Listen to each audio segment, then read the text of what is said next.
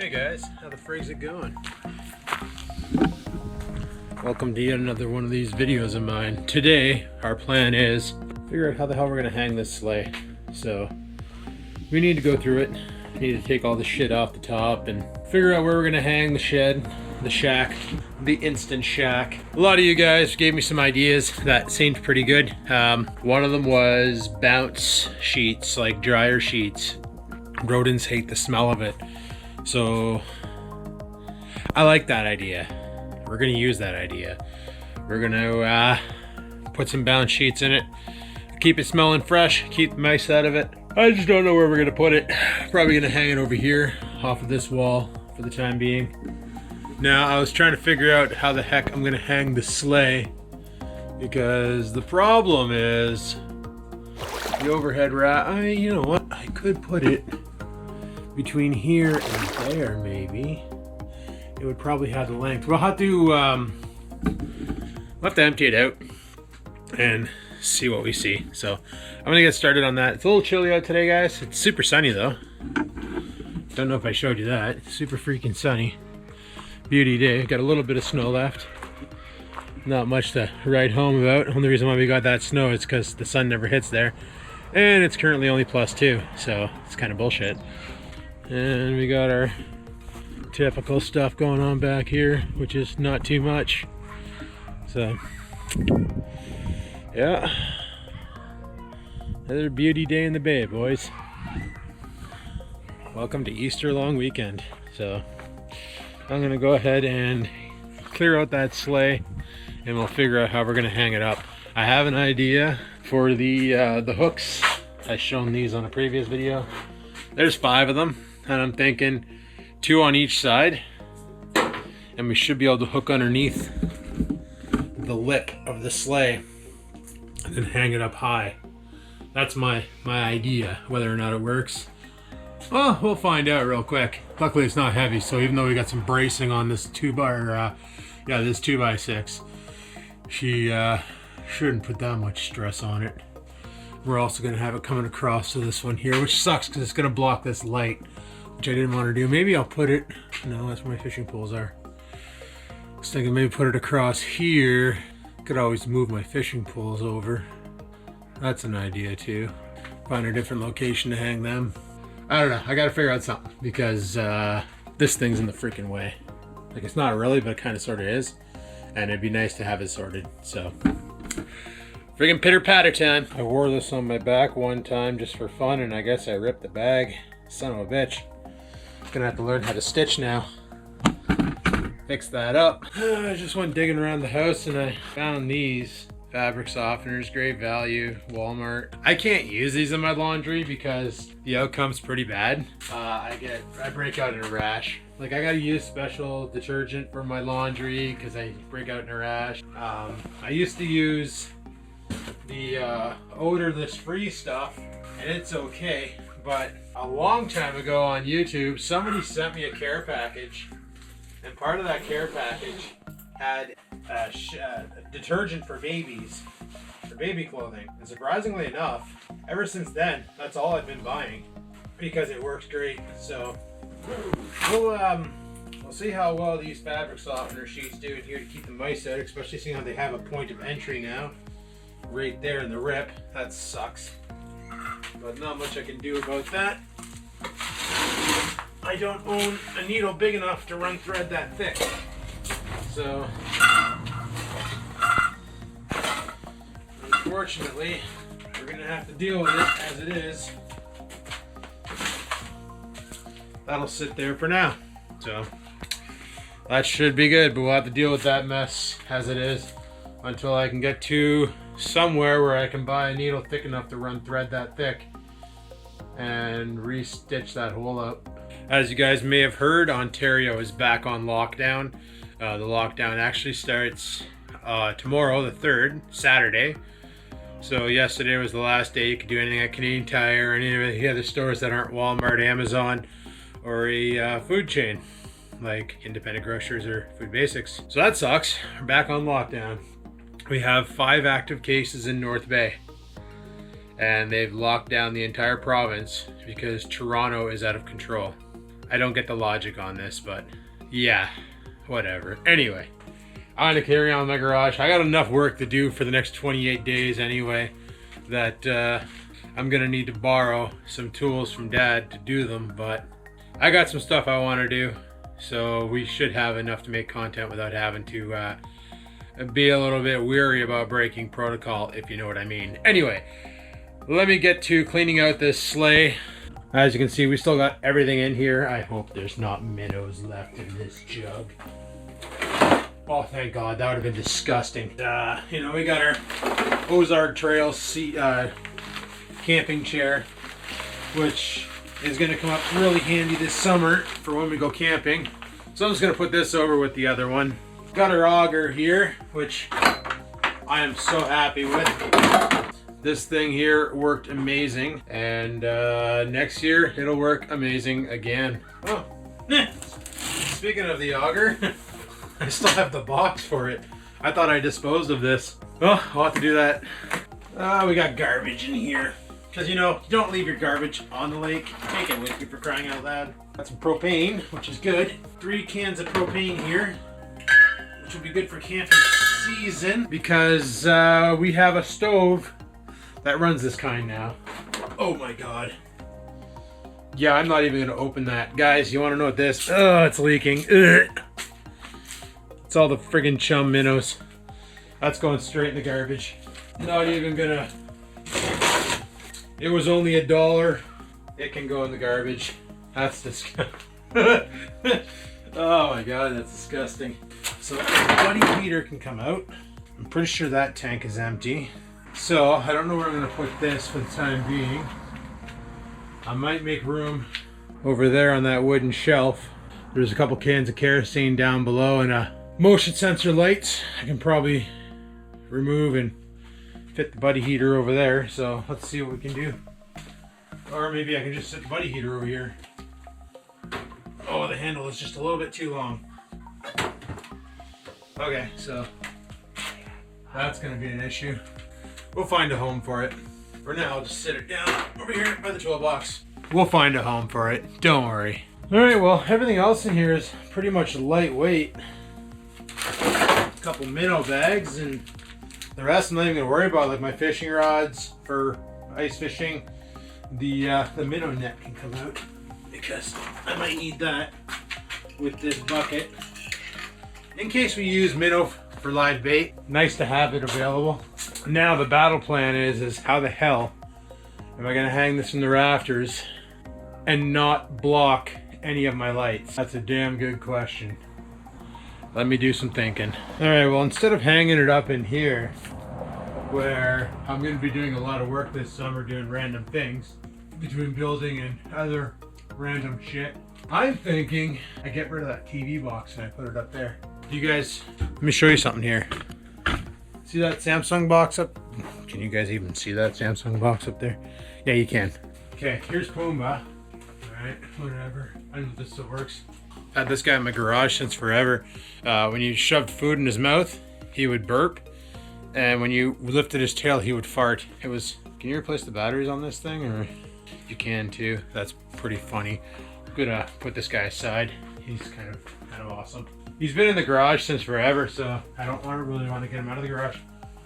But originally I was gonna put the sleigh down here, but then I looked up here and went, you know,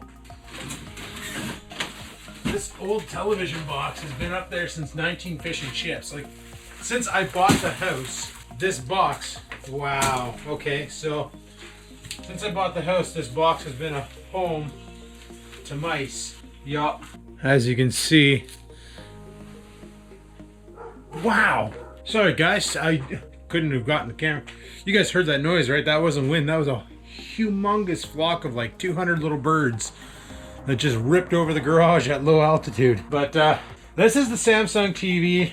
Can't remember who it was. Somebody sent me a control board for it because it blew. I repaired it. The LCD finally blew. I don't know why I'm keeping the box. However, I did. And I'm pretty sure when I open this, oh yeah, it's just full of insulation, which shouldn't be in here. Full of insulation and mouse poop. And, oh my god. I gotta dispose of that. Let me go get a contractor bag. Alright guys, I went to the house to get some gloves. I bought these here from the dollar store to use for gardening, and they're kind of shit. They're really tight and they're really constraining. But I also wanted to grab my knife because I'm gonna chop the sides off this box.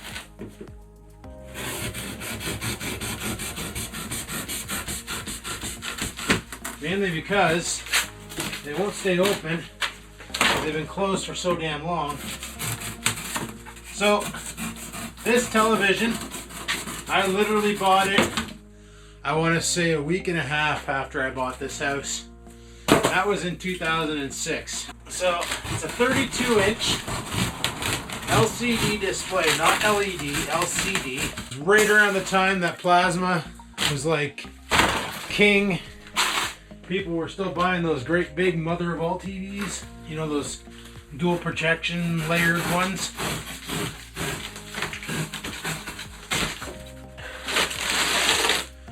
Oh, should be wearing a respirator doing this too, probably, with all this insulation and shit.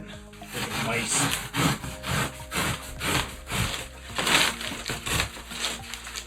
Anyway, I bought this here from a place in town called Electronic Playground,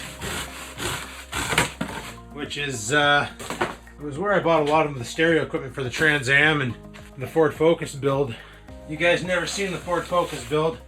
I'm sure you've seen the Trans Am build, but it's no longer built anymore. And actually the fiberglass subwoofer enclosure that got sent to the dump, as well as all the wood. Well, the amp rack is still in the back of the Trans Am, as well as the wiring. Now the fun part. I wonder if I can stuff. No, I better put this all into a garbage bag. Garbage guys get mad when they see styrofoam in the cans, and sometimes they won't take the garbage. So sometimes stealthing it inside of a contractor bag gets your garbage picked up. Sounds greasy. Not illegal to throw foam out. Honestly, it's been a long time since I've seen styrofoam in any packing material. If you guys bought anything new recently, you probably noticed they use recycled cardboard. Foam packing material is pretty much uncommon. They've lived in this for an easy 15 years. Many generations of mice lived in this over the winters. They're gonna come back this winter and go, hey, where'd the house go?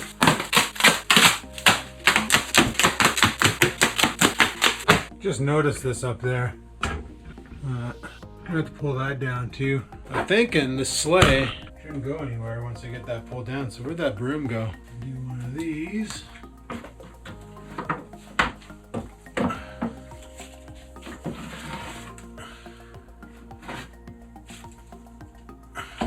we go. Instead of just dropping it on the ground and into my shit. I felt wet. You know what? We might be running into a bit of a problem here.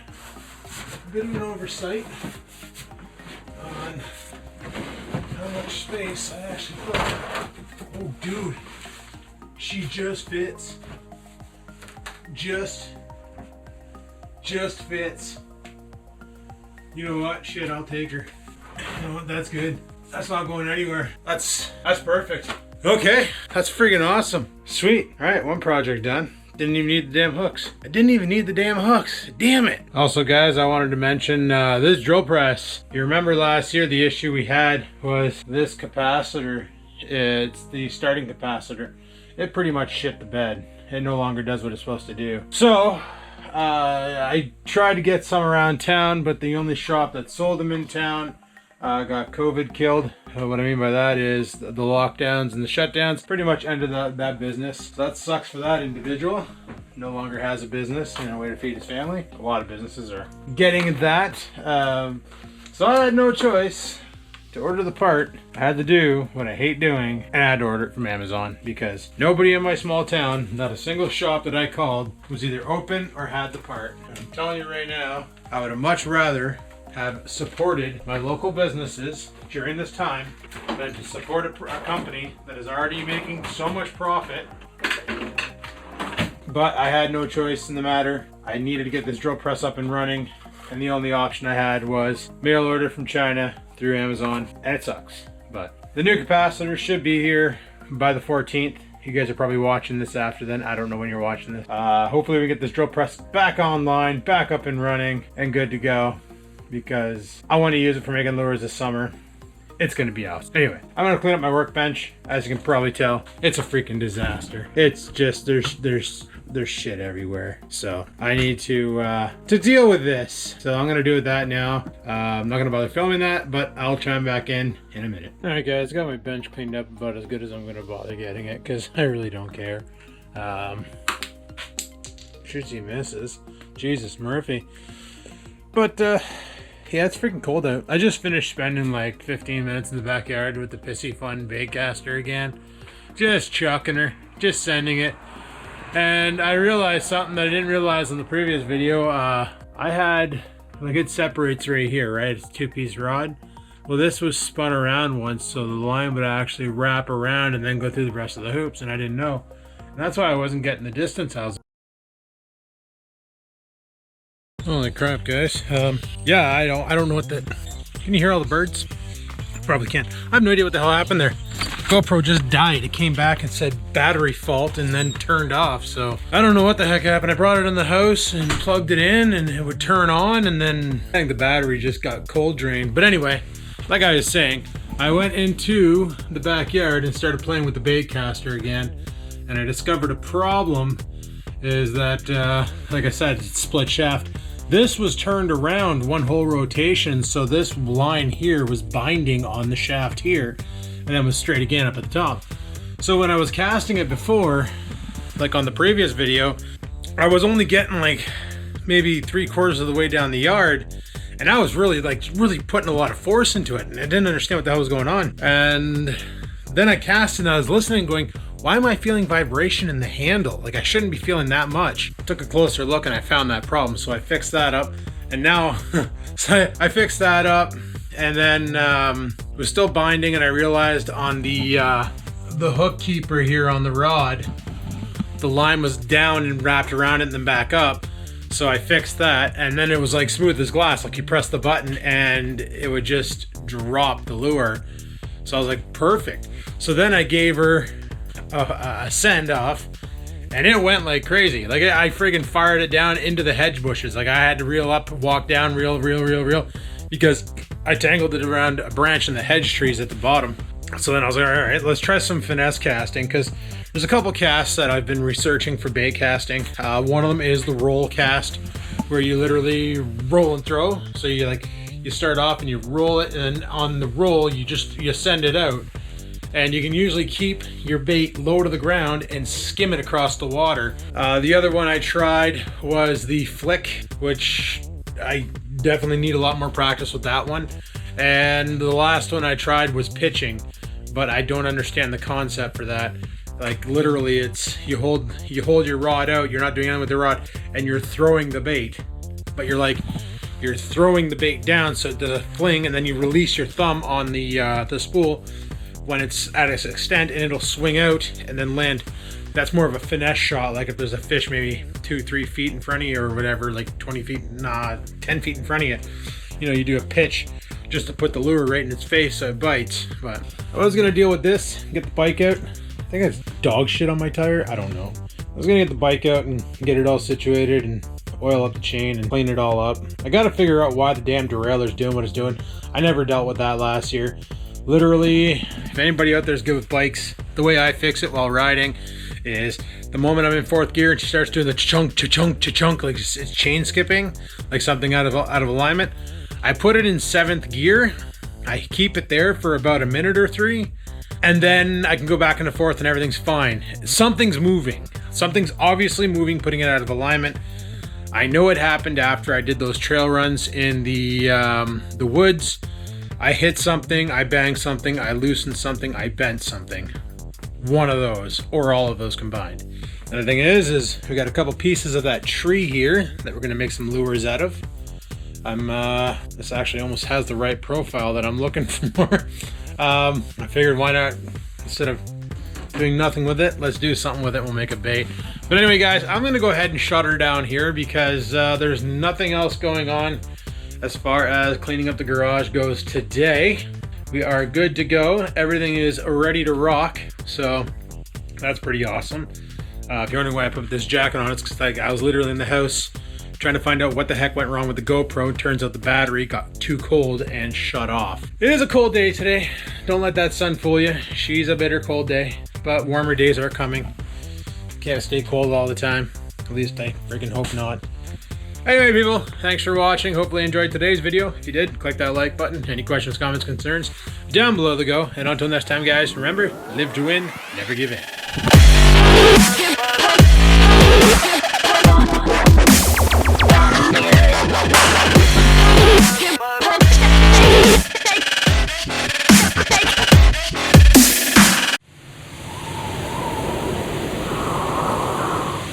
Sit, stupid, sit. Good dog.